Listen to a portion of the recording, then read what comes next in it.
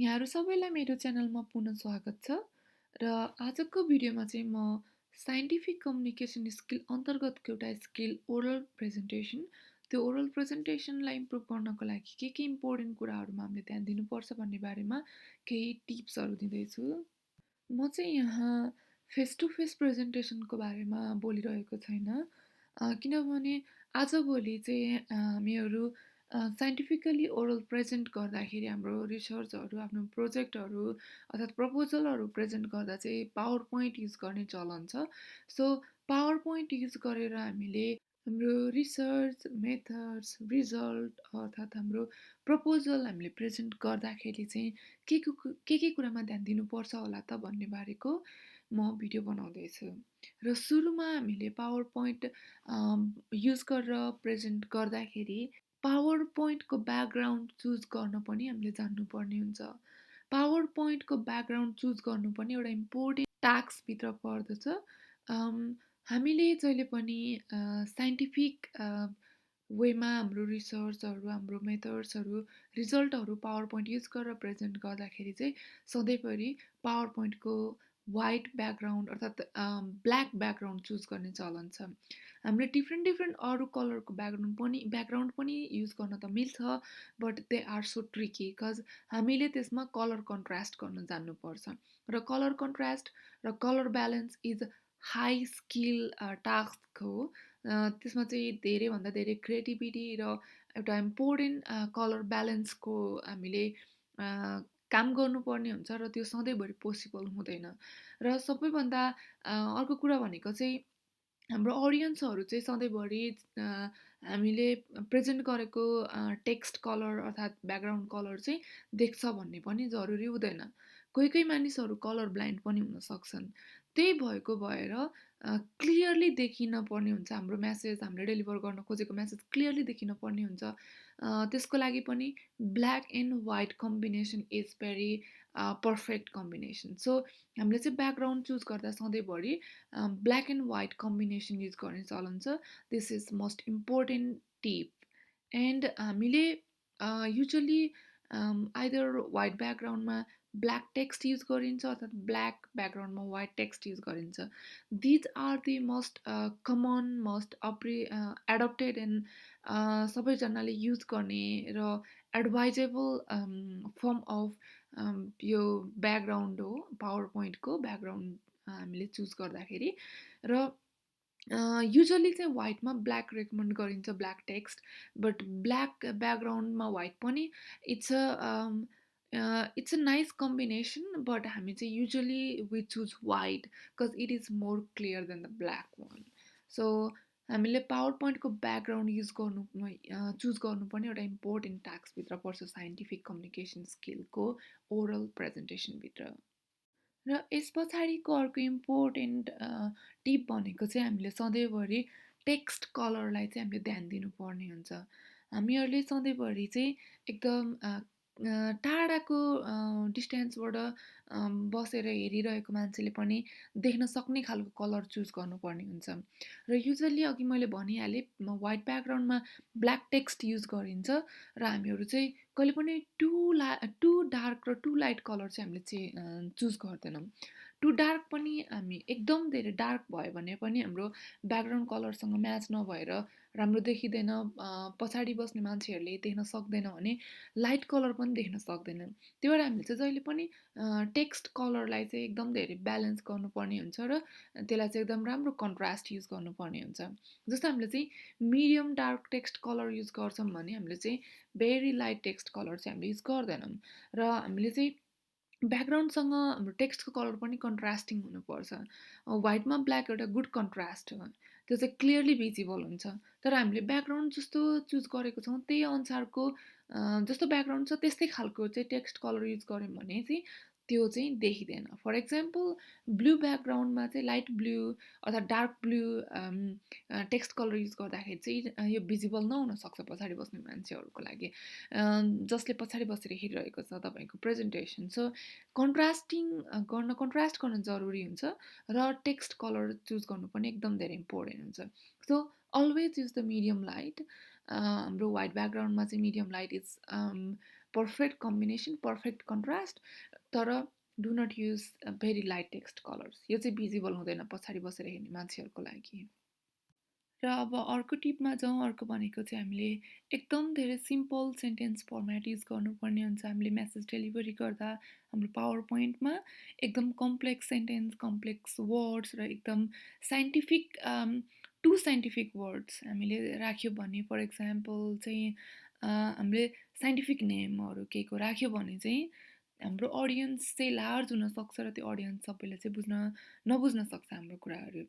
त्यही भएर हामीले चाहिँ जहिले पनि सिम्पल वर्ड, सबैजनाले क्लियरली एकचोटि भन्दाखेरि बुझ्ने खालको वर्ड्स र एकदम सिम्पल सेन्टेन्स युज गर्नुपर्ने हुन्छ। किनभने पावर पोइन्टको युज भनेको चाहिँ मेसेज डेलिभरी गर्ने एकदम इजी र कन्भिनियन्ट वेमा र सबैले बुझ्न सकोस् भन्ने एउटा कन्सेप्ट हो। त्यही भएको भएर चाहिँ हामीले जहिले पनि हाम्रो सेन्टेन्सहरू, हामीले चाहिँ टेक्स्टहरू लेख्दाखेरि चाहिँ एकदम हामीले सिम्पल सेन्टेन्सहरू लेखिन्छ। म चाहिँ एक्जाम्पल दिन्छु हामीले कस्तो खालको चाहिँ सेन्टेन्स युज गर्नु हुँदैन। फर इक्जाम्पल एउटा यो फर्स्ट सेन्टेन्समा चाहिँ दिस इज कम्प्लेक्स सेन्टेन्स होइन।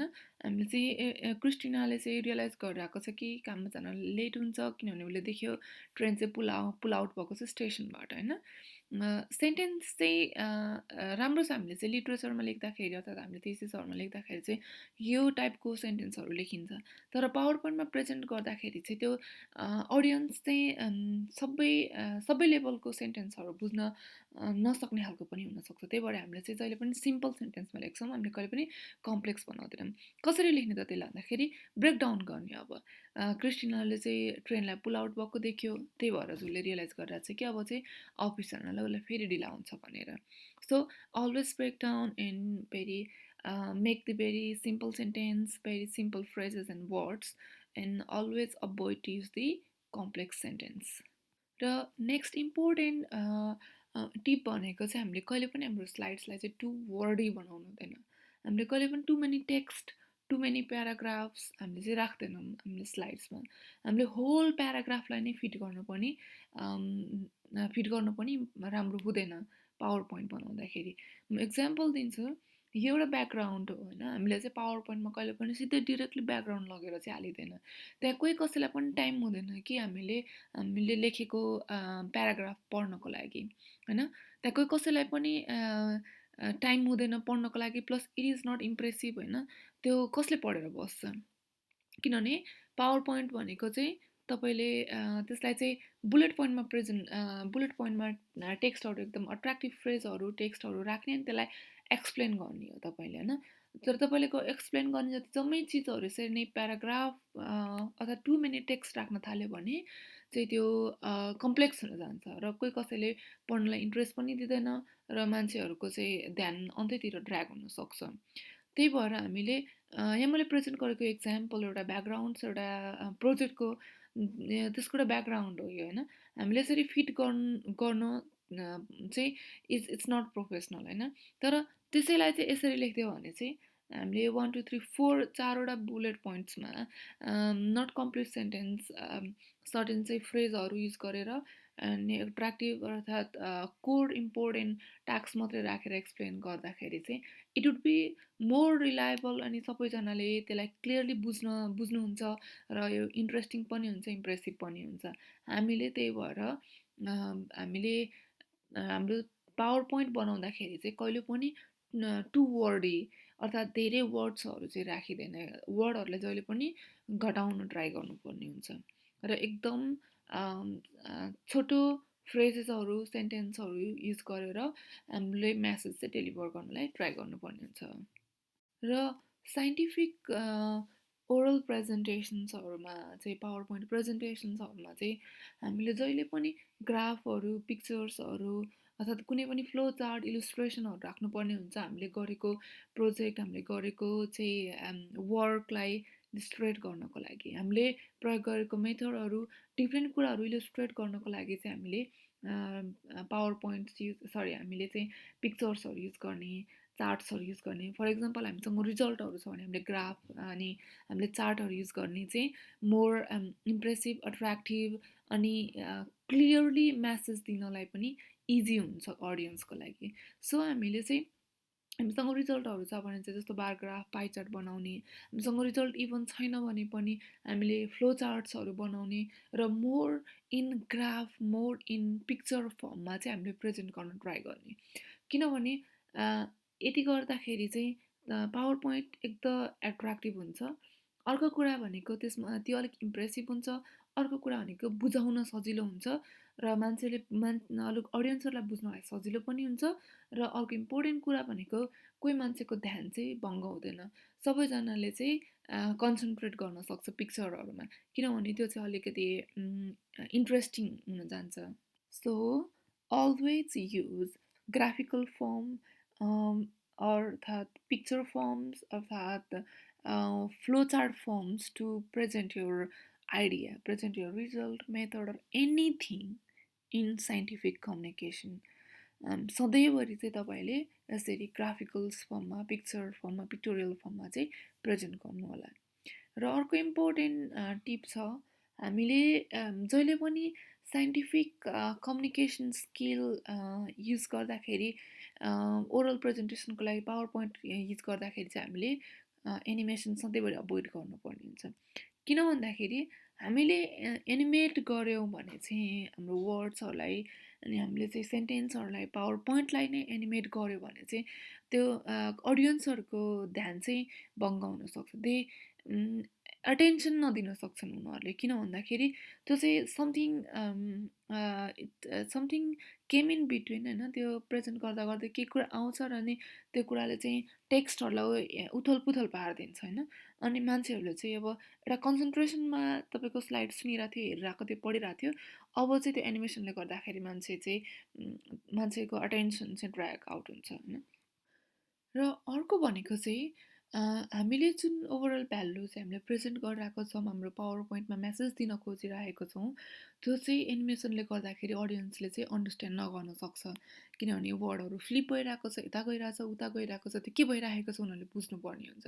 ब्रेन एउटा कुरामा कन्सन्ट्रेट भइरहेको हुन्छ र बिचमा यसरी एनिमेट गर्दाखेरि चाहिँ हामीले भ्यालु जुन प्रेजेन्ट गर्न खोजिरहेको छौँ त्यो भ्यालुहरू अर्थात् त्यो मेसेज चाहिँ क्लियरली डेलिभर हुँदैन एनिमेसनले गर्दाखेरि, किनभने अडियन्सले त्यो कुरा बुझ्दैन। र अर्को भनेको चाहिँ हामीले चाहिँ एनिमेसन नै कम्प्लिटली हामीले राख्दै नराख्ने भन्दा पनि भरसक ट्राई गर्ने हो राख्दै नराख्नलाई। तर यदि तपाईँलाई चाहिँ तपाईँ चाहिँ एनिमेसनमा चाहिँ एकदम क्रिएटिभ हुनुहुन्छ भने चाहिँ त्यो मेसेज डेलिभरीलाई र क्रिएटिभिटीलाई ब्यालेन्स गरेर चाहिँ तपाईँले you can make nice animation. But in scientific communication we always try to avoid animation. It is not like scientific, it is not professional र एनिमेसनलाई चाहिँ सधैँभरि ध्यान चाहिँ ड्र्याग आउट गर्छ, एटेन्सन ड्र्याग आउट गर्छ र अनि हामीले डेलिभर गर्न खोजेको मेसेज क्लियरली अडियन्सले नबुझ्ने भएको भएर हामीले चाहिँ अभोइड गर्छौँ। तर तपाईँसँग चाहिँ एउटा क्रिएटिभिटी छ, एउटा राम्रो लेभलको क्रिएटिभिटी छ र तपाईँले चाहिँ टेक्स्टलाई, पावर पोइन्टलाई, स्लाइड्सलाई अथवा ब्याकग्राउन्डलाई चाहिँ क्लियरली ब्यालेन्स गरेर चाहिँ एनिमेट गर्न सक्नुहुन्छ भने चाहिँ त्यो चाहिँ राख्न चाहिँ सकिन्छ। तर it is not recommended, not advisable होइन। तर त्यति तपाईँले त्यसरी ब्यालेन्स गर्न सक्नुहुन्छ भने चाहिँ तपाईँले राख्दा भयो। तर हामी सबैजनासँग चाहिँ त्यो लेभलको क्रिएटिभिटी हुँदैन। हामी सबैले चाहिँ ब्यालेन्स गर्न नसकौँला होइन। फर इक्जाम्पल तपाईँले एउटा कम्प्युटरमा एनिमेसन स्लाइड बनाउनु भयो, तपाईँले प्रेजेन्ट गर्दा कहाँबाट गर्नुपर्ने हुन्छ त्यो थाहा हुँदैन। अनि तपाईँले आफ्नै कम्प्युटर युज गर्नुभयो भने त ठिकै छ। तर सबै ठाउँमा सबै कम्प्युटरहरूमा सेम एनिमेसन फङ्सन हुँदैन र तपाईँले भनेको टाइममा एनिमेसन भएन प्रेजेन्ट गर्दा गर्दै भने यु विल लस्ट होइन। त्यहाँ बिचमा गएर तपाईँलाई के भन्ने हुन्छ। अनि टाइमिङ मिलेन कहिलेकाहीँ एनिमेसनको भने यु विल लस्ट होइन, तपाईँको टाइम पनि लस हुन्छ, तपाईँ नर्भस हुनुहुन्छ अनि प्रेजेन्ट गर्न पनि बिचमा गएर अड्किनु पर्ने हुन्छ र त्यही भएको भएर चाहिँ एनिमेसन को लागि चाहिँ एउटा प्रपर स्किल चाहिन्छ क्या। र त्यो स्किल, त्यो ब्यालेन्स हामी चाहिँ सधैँभरि गर्न सक्षम हुँदैनौँ। त्यही भएको भएर चाहिँ साइन्समा चाहिँ हामीले हाम्रो रिजल्ट्सहरू जे पनि प्रेजेन्ट गर्दा चाहिँ हामीले जहिले पनि एनिमेसनलाई चाहिँ अभोइड गर्ने चलन छ। हामी चाहिँ युजली एनिमेसन राख्दैनौँ। हामी सबैजनासँग चाहिँ सेम कम्प्युटर हुँदैन, सबै कम्प्युटरमा सेम फङ्सन हुँदैन र प्रेजेन्ट गर्दा गर्दै बिचमा चाहिँ हाम्रो एनिमेसनहरूको टाइमिङ मिलेन, यो मिलेन, त्यो मिलेन भने चाहिँ यो प्रोफेसनल पनि हुँदैन तपाईँको प्रेजेन्टेसन, तपाईँले टाइममा प्रेजेन्ट पनि गर्न सक्नु हुँदैन र अडियन्सलाई पनि इन्ट्रेस्टिङ हुँदैन। त्यही भएको भएर चाहिँ सधैँभरि अभोइड गर्दा राम्रो हुन्छ एनिमेसन चाहिँ।